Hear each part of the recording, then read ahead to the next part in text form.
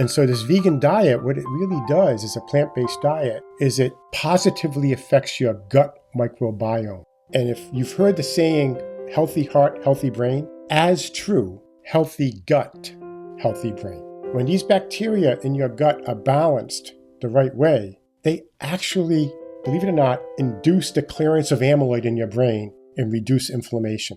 If those bacteria are off, they can cause amyloid in the brain and cause inflammation. Welcome to BrainStorm by Us Against Alzheimer's, a patient-centered nonprofit organization. Your host, Meryl Comer, is a co-founder, 24-year caregiver, an Emmy Award-winning journalist, and the author of the New York Times bestseller, Slow Dancing with a Stranger. This is BrainStorm, and I'm Meryl Comer. Our guest, Dr. Rudy Tanzi, Director of the Genetics and Aging Research Unit and Director of the McCance Center for Brain Health at Mass General Hospital. He is also the Kennedy Professor of Neurology at Harvard. In Part 2, we discuss strategies for brain health, a personal brain care score, how predictive AI models are revolutionizing Alzheimer's research, and we invite ChatGPT to offer some of its own rapid-fire questions for Dr. Tanzi. Welcome, Rudy. The latest edition of The Economist magazine cites people over the age of 55 as the new problem generation, that we are aging disgracefully and keeping our bad habits into retirement. So, Rudy, what does that infer about progress on intense prevention strategies for brain health like those promoted by Dean Ornish? Dean and I did a clinical trial together on Alzheimer's that had remarkably positive results, surprisingly positive results that we can talk about. So at Mass General, I direct the McCance Center for Brain Health, and that's our goal, is to teach lifestyle, behavioral styles that will promote brain health. I try to encapsulate my lifestyle advice under the acronym SHIELD, and in fact, I'll be writing a new book about this soon. SHIELD is S is for sleep.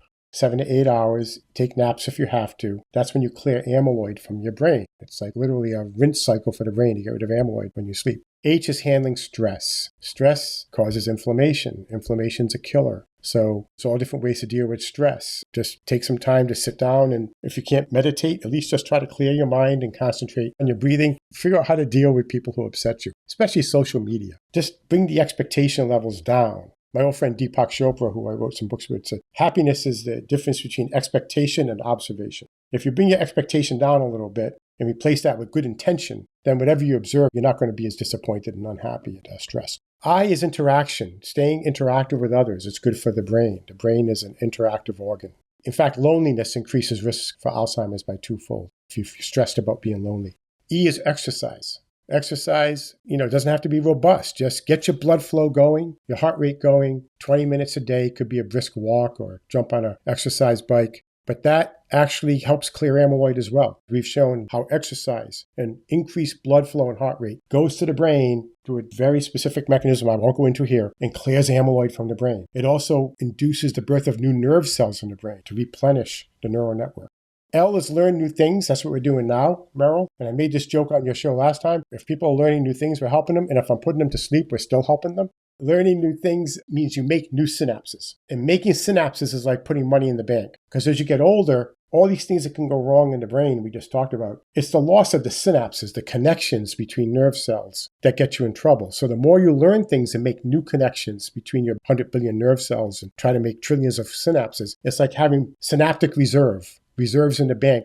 D is diet. And here's where we get to the trial we did with Dean Ornish, because the trial with Dean Ornish was largely based on SHIELD and on his book, Undo It. The main thing was Dean took vegan recipes from his book and had a company make the meals. And they actually delivered 21 meals plus snacks for the Alzheimer patient and the spouse. And so this vegan diet, what it really does is a plant-based diet, is it positively affects your gut microbiome. And if you've heard the saying, healthy heart, healthy brain, as true, healthy gut, healthy brain. When these bacteria in your gut are balanced the right way, they actually, believe it or not, induce the clearance of amyloid in your brain and reduce inflammation. If those bacteria are off, they can cause amyloid in the brain and cause inflammation. So if you're eating a high sugar, high fat, Lots of processed foods, ultra-processed foods, junk foods. This is the 55-plus problem generation. You're eating a bunch of crap. It's completely offsetting these bacteria that are trying to help you in your gut, and it's translating into bad things for your brain. And I don't expect everybody to be vegan, and I'm vegetarian, but I'm not vegan. A plant-based diet with high fiber, keeping those gut bacteria happy, makes the brain healthy. But I tell people who say, I can't be vegan, every once in a while, several times per week, whenever you can, use a vegan diet like medicine, right? It's not like you take medicine every day, but whenever you can, even if you're eating a bunch of crap, well, try to cut it down, but take some time to eat vegetables, fruits, nuts, seeds, whole grains. Anything that's crunchy, that's not a potato chip or hard candy or a French fry, is good for your gut. It's good for your gut microbiome, and that means it's great for your brain. D is probably the most important letter in SHIELD. Rudy, the brain care score that's been developed at the McCance Institute, is it prescriptive? Does someone need to interpret it? And what information does it provide our primary care doctors in assessing our brain health? So the brain care score incorporates SHIELD, but it also incorporates SHIELD 2.0. SHIELD 2.0 is about the things not to do and what to keep track of. How's my brain health? What's my brain health index? It asks questions about your blood pressure. It asks questions about your cholesterol, your A1C. It asks questions about your BMI and your weight, because all of these things contribute to Alzheimer's, diabetes, and the neurovascular effects, and obviously high blood pressure and the risk for stroke that can be a risk factor for Alzheimer's disease. Are you taking care? Are you keeping track of your blood pressure and your lipid numbers and your BMI, your A1C, etc.? Then it gets into lifestyle, and it talks about how much sleep you're getting. It gets into SHIELD. It talks about meaning in life. You still have a purpose. You're still connected and feeling excited about life, because as we get older, I call it twinkle to wrinkle syndrome. You know, when you're a kid, everything's amazing, the twinkle in the eye, and you get older, and then it's the wrinkles on the sides of the eyes going, yeah, been there, done that, who cares? So you got to bring back the twinkle and get rid of the wrinkle. Thank you, Rudy. So now we know the tests that we have to take to our primary care doctor. But as for the data, can we collect it ourselves? Well, the brain care score, you can just go online and you can take it yourself and keep track of your own numbers. At Mass General, every patient who comes in for whatever they're coming into at Mass General and Brigham offer the brain care score now. And it's happening globally. Predictive AI models are reportedly revolutionizing Alzheimer's and brain health research. As cited in Forbes, AI can now achieve over 90% accuracy in detecting Alzheimer's from brain scans. So, Rudy, what's your take? So if AI is being applied to brain scans, yes, it's very good. If AI is applied to blood-based biomarkers, it will be very good. I think the jury's still out on AI as a neuropsych exam tool. Like, can an AI do a neuropsych exam of someone, assessing their memory and cognition, as well as an experienced doctor, a neurologist, a psychiatrist, psychologist? I mean, there's no doubt in terms of data, AI is amazing. In my own lab, I'll have a student come in who did 10 different experiments and shows me all the data. And it's all these disparate data points. And then I have to make sense of this before the next meeting and say, I have to come up with a hypothesis and say what to do next. So I go to an AI tool. I go to perplexity.ai and I say, make a hypothesis based on these facts. And I put in each data point, what each experiment showed from that student or that graduate student or postdoc. And then in 5 seconds, I say, I get the hypothesis, the references, the sources, the mechanisms, and what would have taken me a weekend to go through. And I can say, okay, this looks like here's the next steps we have to take. So AI it's indispensable now. We use it every single day for research. For clinical practice, I think we got to be a little careful. AI is great for assessing data like imaging data.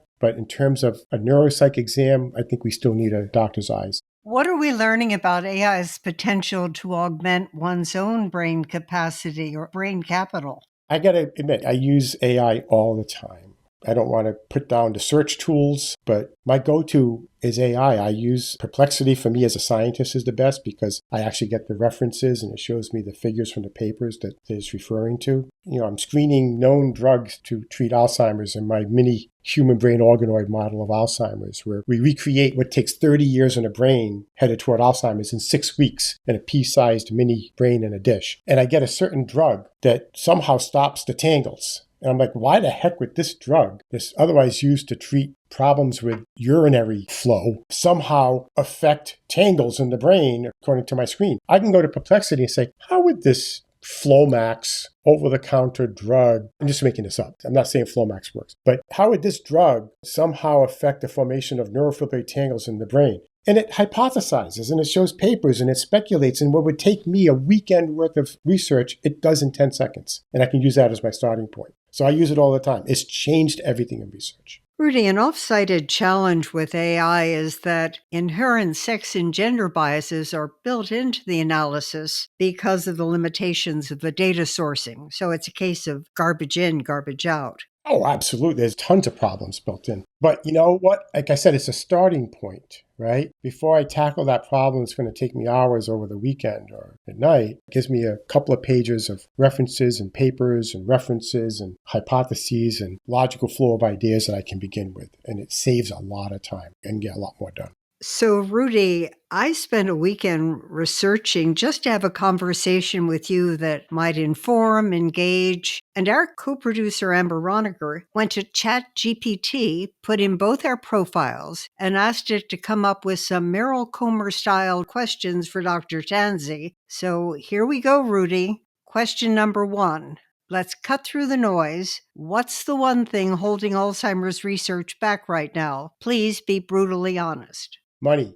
Number 2, are we putting too much faith in genetics and big data, or are we overhyping their potential impact on Alzheimer's solutions? No, genetics is the foundation of understanding this disease, and big data is how you figure it out. Just need AI together with that. Question number 3. If the pharmaceutical industry had half the urgency of the caregivers, where would we be today? Given the urgency of caregivers, we'd be a lot farther along, but I think probably need more integration of pharmaceutical companies with academics and also smaller biotech companies where the seeds of discovery are, where pharma companies can bring them to full-grown trees. Question number 4. Rudy, you've worked on this for decades. What's the one mistake the field keeps making over and over again?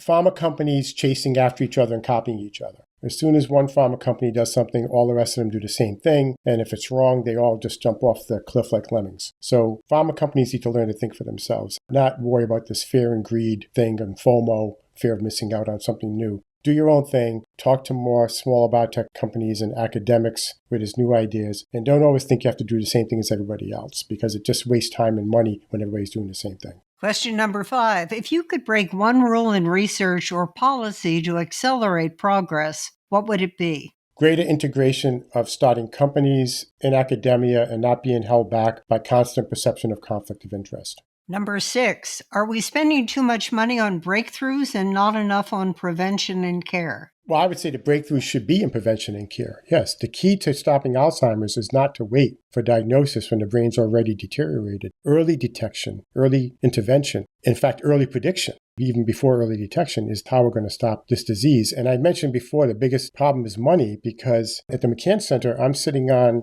dozens of known drugs and natural products that worked on Alzheimer's pathology from my little mini Alzheimer's in a dish model. And I want to do 20 or 30 or 40 clinical trials, just quick go, no-go clinical trials to say, do these repurposed drugs and combinations of them work? Each trial is about $2 to $2.5 million. If I had $50 million right now, magically from someone, I could do 20, 25 trials, and the odds are I'm going to hit. The odds are that I'm going to find a combination of repurposed drugs and natural products that came out of our screen of our mini Alzheimer's in a dish brain organoid model. And all you got to do is have 1 or 2 hits. And next thing you know, you have a safe, affordable combination drug or natural product that could be used to prevent this disease. So the only thing that holds me back from that is money. Number 7, some say Alzheimer's research has been in an echo chamber for too long. What voices need to break through besides yours?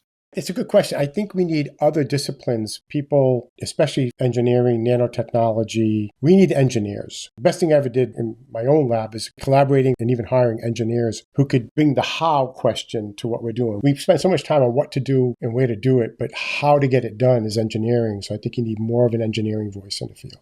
How do you respond, this is question number 8, to skeptics who think a cure will never happen in our lifetime? I'm sorry you feel that way. It's going to happen. I understand why you feel that way, because there have been so many mistakes made and so many false starts, and it's taken so long. But look, Alzheimer's is a tough disease. You have to realize the pathology of Alzheimer's disease in the brain is the pathology of aging. If everyone lives long enough, with very few exceptions based on genetics, you might take to 120 years old in some, but the Alzheimer's pathology, the match, the fires, the brush fire, the wildfire will start. It's just a matter of time. We're dealing with something that's not just a disease. It's a common part of aging and we're trying to stop it. That's not easy. That's different than treating cancer or diabetes or a very specific thing in an organ. This is actually trying to hit an aspect of aging. So we're entering a golden age right now. So people should be optimistic. Question number 9. What's a sacred cow in Alzheimer's research that you would happily slaughter? A sacred cow?